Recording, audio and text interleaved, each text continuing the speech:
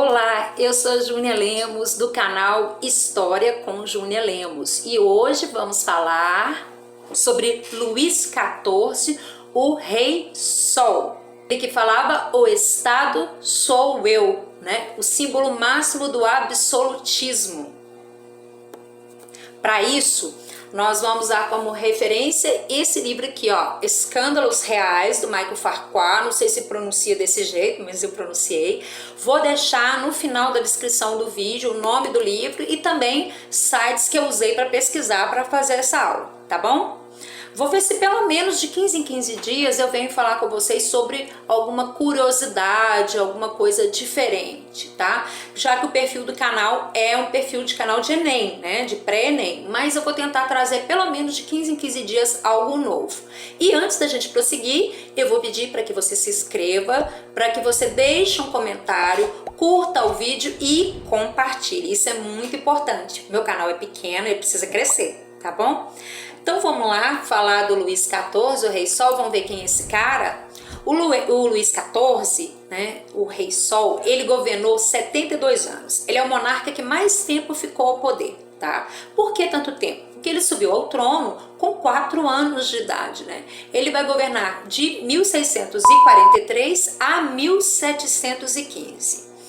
Ao todo, do Luís XIV, nós temos aí 300 imagens feitas do monarca, né? Ele gostava de ser retratado, de ser pintado, essa coisa toda. Então, nós temos aproximadamente aí 300 imagens feitas dele, né? Uma que eu gosto muito é uma que ele tá como se fosse Apolo, né? O deus Apolo lá da mitologia grega e a corte toda ao seu redor. Tem uma também dele, né, como se fosse o sol, né? Todo amarelo, aquela coisa toda que é bem interessante.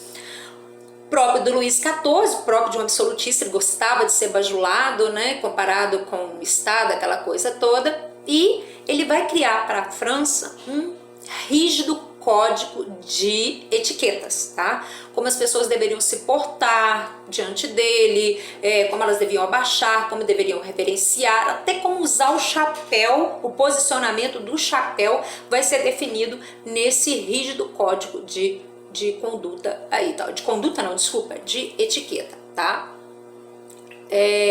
Vamos ver aí que ele vai ser adepto de usar salto altos, né? Luís XIV usava um salto de 40 centímetros para tentar dar uma ilusão de um homem maior, né? Afinal, ele é um absolutista, ele quer demonstrar que ele é o símbolo máximo do poder. Então, o que ele faz?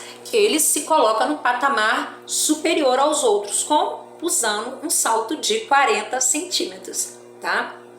Ele foi casado com a sua prima de primeiro grau, Maria Teresa, rainha da Espanha, uma herdeira do trono da Espanha, né? E teve 16 amantes. Era um homem muito disputado, as mulheres disputavam, né, o Luís XIV.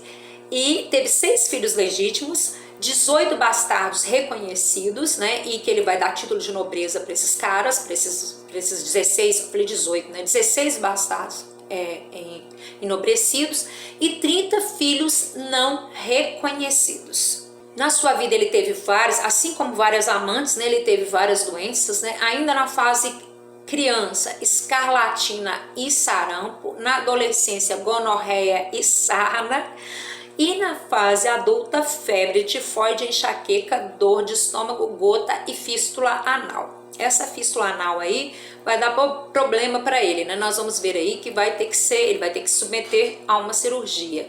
E aí que tá, né? Quem iria operar o rei? O medo, né, de operar o rei.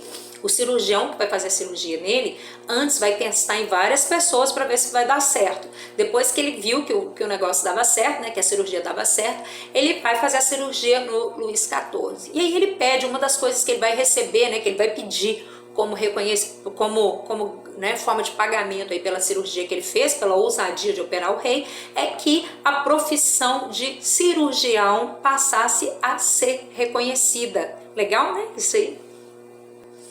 O Luís XIV era um rei glutão. O que é rei glutão? Comia demais, tá? Comia muito. Uma refeição dele, básica, no mínimo tinha 4 pratos diferentes. E nós vamos ver aí que ele entrou para a história, né, com um mito que vai ficar, né, como um dos reis mais sujos da história. Mas isso aí é até eu caí na história de que Luís XIV tivesse tomado apenas de 3 a 5 banhos, né? Mas aí, lendo mais, principalmente esse livro aí que eu falei para vocês, nós vamos ver aí que ele tinha o hábito, né, de brincar na água com as esposas, com as amantes, né? Ele tinha piscina portátil que ele levava para ficar na água com as suas amantes. Tinha até uma piscina octogonal, né, que ele ficava lá à disposição para ele, né, e os encontros amorosos dele e tudo mais. Mas isso não significa que o Luís XIV era um homem limpo. Mas não era só ele, tá, gente? A gente tem que entender que é um perfil da época.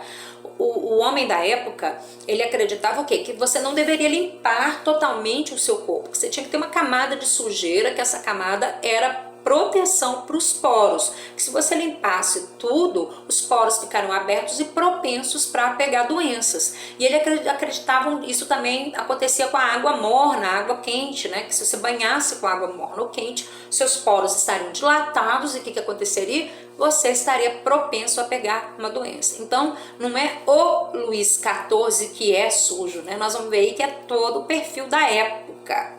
Além disso, o Luís XIV, ele recebia, né, um banho assim, né, uma limpeza feita pelos servos dele, né, que as axilas e as virilhas, elas eram limpas com um pano embebecido em álcool, né, que aí eles passavam e limpavam.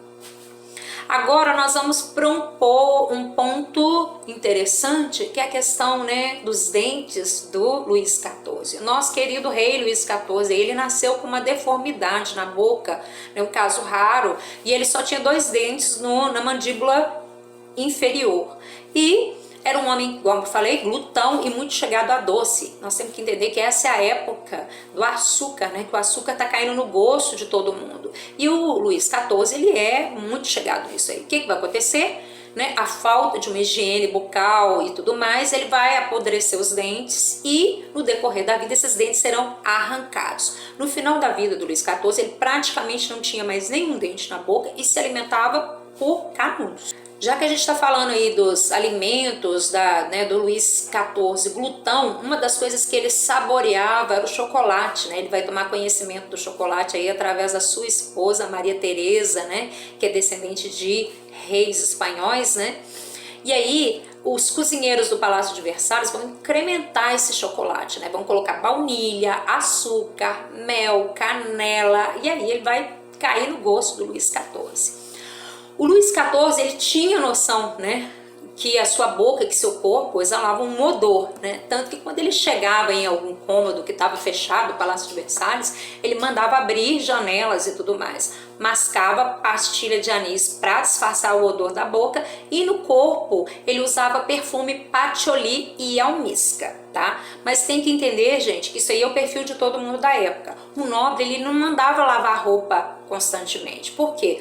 Os tecidos das roupas dos nobres eram tecidos caros e raros.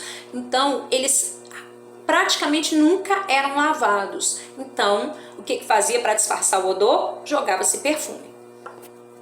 Luís XIV, para manter a corte perto dele, vai construir o Palácio de Versalhes, né, com mais de 700 quartos. Ele tem controle sobre esse povo todo. E dizem que o Palácio de Versalhes era um dos lugares mais féticos, né? As pessoas urinavam, defecavam em qualquer canto, tá? E o valor da construção do Palácio de Versalhes hoje dizem que estimaria aí em 300 bilhões de dólares.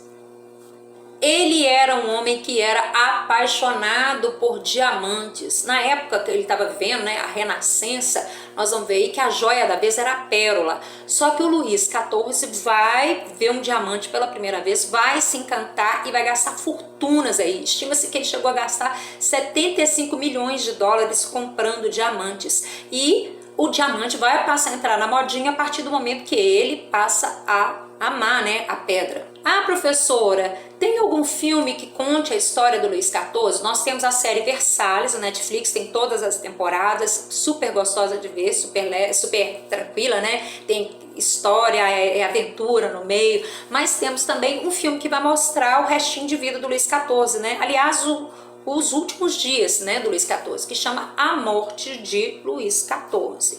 E de que Luís XIV vai morrer? Ele vai ter um problema, né? Ele vai ter uma gangrena na perna e vai acabar morrendo aos 72 anos. Foi orientado a ele que ele amputasse a perna, mas ele preferiu manter as duas pernas e acabou morrendo, tá? Aos 72 anos. Então, meus queridos, falamos aí, fofocamos sobre Luís XIV até dizer chega. Vou tentar trazer pelo menos de 15 em 15 dias uma curiosidade da história, né, para quebrar um pouco com essa rotina do canal ser só Enem, só Enem, só Enem, tá bom? Agora o que vocês vão fazer? Se inscrever no canal, curtir o vídeo, compartilhar e falar para os seus amigos que tem um canal muito legal da sua professora Júnia e que vale a pena seguir, ok? Então até mais!